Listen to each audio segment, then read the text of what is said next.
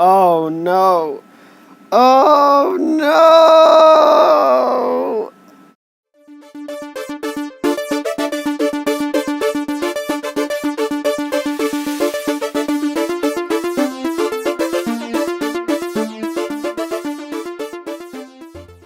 Hello, ladies and gentlemen, and so the other day, or today I should say, I was on Twitter, and I found that National Geographic had decided to put out a little article.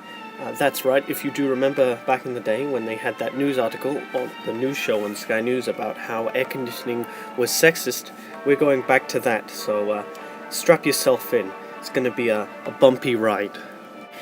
Gender bias may be affecting heating and cooling in office buildings, and it's no Mars versus Venus misunderstanding. Temperatures are often based on decades-old standards that consider the metabolic rate of men. According to a news study on Monday, the Nature in Climate Change, this is bias. It's about equity or comfort. It has real-world climate implications because it could waste a lot of energy that emits heat-trapping green gases. After all, buildings account for nearly a third of the world's carbon emissions, and their energy is largely determined by their occupants' behavior. Bias has huge consequences. Totally misrepresenting women, says study and co-author Boris Gerndt, who is also a biophysicist at Massachusetts University, a medical center in the Netherlands. He says women generally have a lower metabolic rate because of their body's consumption, so they prefer warmer rooms and need less air conditioning. And here is a quote by a complete cuck that writes, "I totally agree with my wife on that one solution." What an absolute pile of complete crap! Can you believe this? Somebody was doing a study for climate change and ended up looking at gender-affected things? What?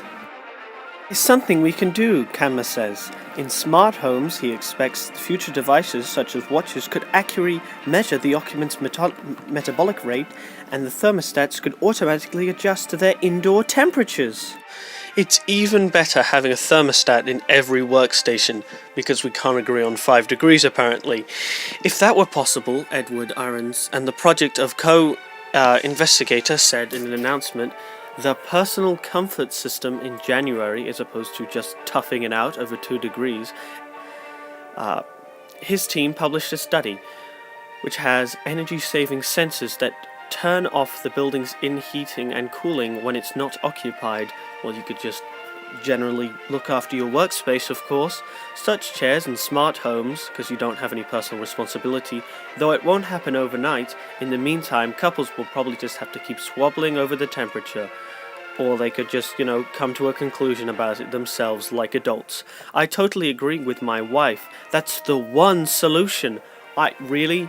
You can't agree with your wife to, sometimes let her have it and sometimes let you have the temperature in which you desire? Are you an adult? Kigma says with a laugh, in truth, when she sits down and gets home that she notices it's often turned up the temperature, and he adds, I'd turn it down again. The story is part of a special series that explores energy issues. For more, visit The Great Energy or follow whoever on Twitter.